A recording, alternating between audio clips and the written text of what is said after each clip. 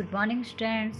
Welcome to class 7, subject SST, topic chapter 1st of history, tracing changes through a thousand year. 1000 years में जो भी changes हुए उन चीज़ों को हम यहाँ पर डिस्कस करेंगे। अब ये बात आती है कि जो 1000 ईयर है पास्ट के, हिस्ट्री पढ़ रहे हैं तो पास्ट की बात हो रही होगी। 1000 ईयर है जो पास्ट के, तो वो 1000 ईयर है कौन सा टाइम पीरियड हमने इसमें इंक्लूड किया है। तो वो जो टाइम पीरियड है वो है 750 CE से लेकर 1750 CE तक का। इस टाइम पीरियड के ड्यूरिंग जो भी रिलीजन में, लैंग्वेज में, पॉलिटिकल सिस्टम में, लोगों के हैबिटेट में, टेक्नोलॉजी में, इंफॉर्मेशन में जो भी चेंजेस हुए वो सारे के सारे इस चैप्टर में हम डिस्कस करेंगे।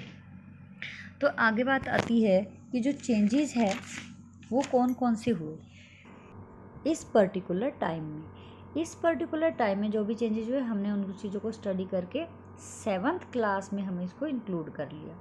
अब बात आती है कि इसी टाइम पीरियड को हमने क्यों लिया, क्योंकि इसके पीछे भी एक रीज़न है। क्योंकि हमारी जो हिस्ट्री है वो 3 पार्ट में डिवाइड है, एंशियंट, मेडिवल और मॉडर्न।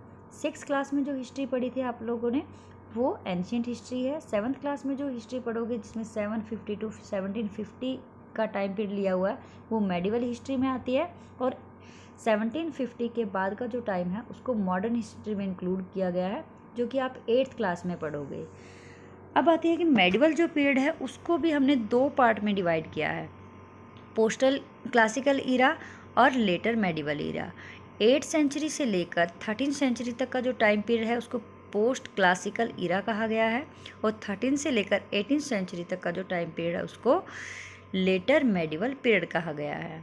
इसके पीछे भी एक रीज़न है, क्योंकि धीरे धीरे स्टार्टिंग में जब लोगों ने इन्फॉर्मेशन कलेक्ट करना शुरू की उसमें वो वाली इन्फॉर्मेशन है जो वो सही नहीं होती थी, या फिर उनकी जो नॉलेज है, ये कह सकते हैं कि उस टाइम की नॉलेज है, सोर्सेज ऑफ इन्फॉर्मेशन है, वो लो क्वालिटी के होते थे। धीरे धीरे उसमें चेंजेस आते गए। अब यहाँ एक एग्जांपल से करते हैं कि फर्स्ट चैप्टर का फ्रंट पेज है, इसमें एक मैप दिया हुआ है जिसमें साउथ इंडिया जो दिखाया गया वो बहुत ही छोटा एरिया दिखाया गया है, और जो श्रीलंका है वो ऊपर की तरफ दिखाया गया।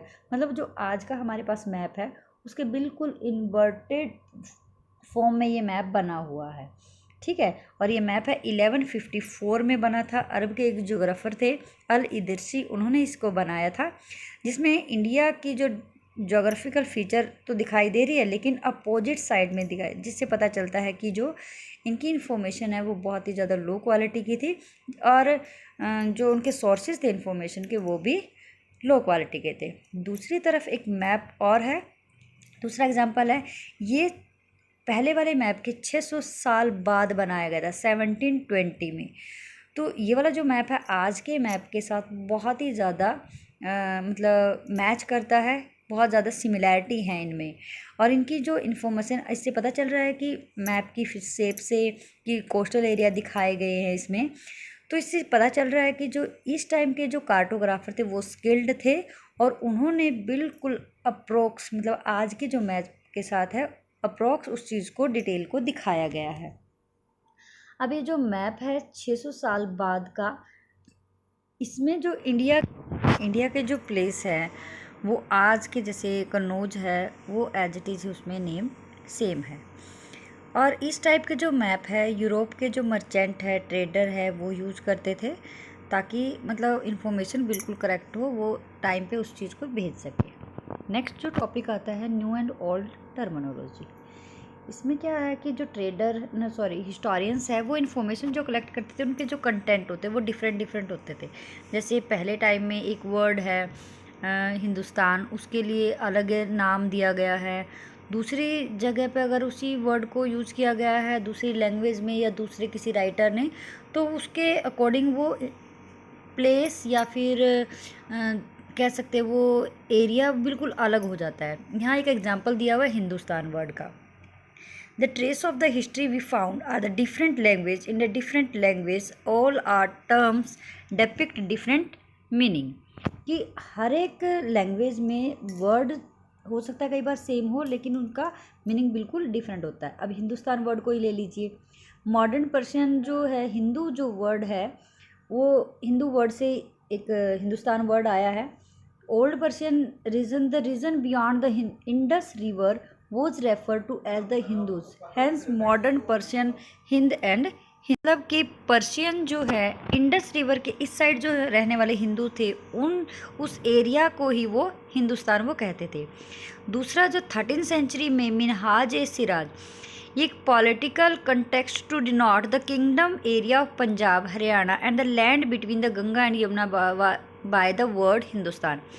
13th सेंचुरी में हिंदुस्तान वर्ड है जो मिनहाज सिराज ने यूज़ किया था, वो किया था पंजाब हरियाणा के एरिया के लिए, और इन गंगा और यमुना के बीच का जो एरिया है उस बीच के एरिया को उन्होंने हिंदुस्तान कहा था। हिंदुस्तान जो बाबर है, अमीर खुसरो हैं, उन्होंने हिंदुस्तान जो बताया था, यहाँ पर रहने वाले लोग, इस सब कॉन्टिनेंट में फ्लोरा फोना, इन सब चीज़ों की उन्होंने ब्यूटी को देखा और उसी बेस पे उन्होंने इसको क्या कहा, हिंदुस्तान बोला था।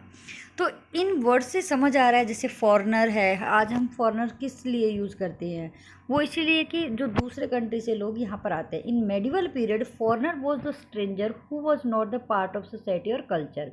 For example, a forest dwellers was a foreigner to a city dwellers. इसका मतलब है कि मेडिवल पीरियड में फॉरेस्ट ड्वेलर्स को, सिटी में रहने वाले जो लोग थे उनको भी वो क्या कहते थे, फॉरेनर्स कहते थे। अब इस तरह से क्या हुआ कि बहुत सारे वर्ड्स यहाँ पर आए, और वर्ड्स आने के बाद उनके जो टाइम टू टाइम मीनिंग है उनके चेंज होते गए। जैसे हिंदुस्तान के लिए है, डिफरेंट लोगों ने डिफरेंट एरिया की तरह एक्सप्लेन किया। फॉरेनर्स है जो आज हम यूज़ करते हैं, वो उनके लिए और स्ट्रेंजर होते थे, दूसरी कल्चर से, दूसरी सोसाइटी से भी जो लोग आते थे उनको भी वो क्या कहते थे, फॉरेनर्स कहते थे। नेक्स्ट जो हमारा टॉपिक है वो है historians and their sources. Historians जो है अपने इंफॉर्मेशन को कलेक्ट करने के लिए डिफरेंट टाइप के सोर्सेज है वो यूज़ करते हैं, ठीक है। जैसे कॉइन के थ्रू, टेक्स्ट मटेरियल मिल जाता है, या फिर कुछ मोनूमेंट है, तो इस तरह से वो क्या करते हैं कि उनके जो सोर्सेज हैं इंफॉर्मेशन के वो भी धीरे धीरे चेंज हो रहे हैं। वैसे तो जो बहुत सारी चीज़ें हैं, जैसे कॉइन है, इंस्क्रिप्शंस है, आर्किटेक्चर है, टेक्सचुअल रिकॉर्ड है, ये सारी की सारी इंफॉर्मेशन, लेकिन धीरे धीरे क्या हुआ, पेपर जो है ग्रेजुअली चीप पर होता गया, जिसकी वजह से जो इन्फॉर्मेशन मिली हिस्टोरियंस को टेक्स्ट की फॉर्म में उनको मिली, मैन्युस्क्रिप्ट से मिली। मैन्युस्क्रिप्ट्स को स्टडी करने के लिए उनको बहुत सारी प्रॉब्लम का फेस करना पड़ा। तो वो प्रॉब्लम थी कि जब भी उनको मैन्युस्क्रिप्ट मिलती थी वो हैंड रिटन होती थी, उनको रीड आउट करना बड़ा डिफ़िकल्ट होता था। और different copy of manuscript introduce the small differences. This small differences grew over the century of the copying until manuscript of the same text become the substantially different from the one another. कि starting में जो copy same बनी थी वो last में अगर वो मतलब उसकी अगर 10 कॉपियाँ या 20 कॉपियाँ भी बन गई थी तो वो उनमें बहुत ज़्यादा डिफरेंस आ जाता था, क्योंकि वर्ड टू वर्ड है जो राइटर के साथ वो चेंज हो जाते थे। कई बार मेन जो कॉपी है वो बिल्कुल डिसअपियर हो जाती थी, और उनमें इन्फॉर्मेशन है जो मैन्युस्क्रिप्ट्स की कॉपी की वो बिल्कुल डिफरेंट होती थी। इस तरह से बहुत सारी प्रॉब्लम है जो हिस्टोरियंस को फेस करनी पड़ती है। उन सब चीज़ों को ध्यान में रखते हुए ही उन्होंने सारी की सारी इन्फॉर्मेशन हमें देनी होती है। नेक्स्ट जो टॉपिक है new social and political group, ये करेंगे नेक्स्ट टॉपिक में। तब तक के लिए thanks you, hope it will be useful for you. Thank you very much.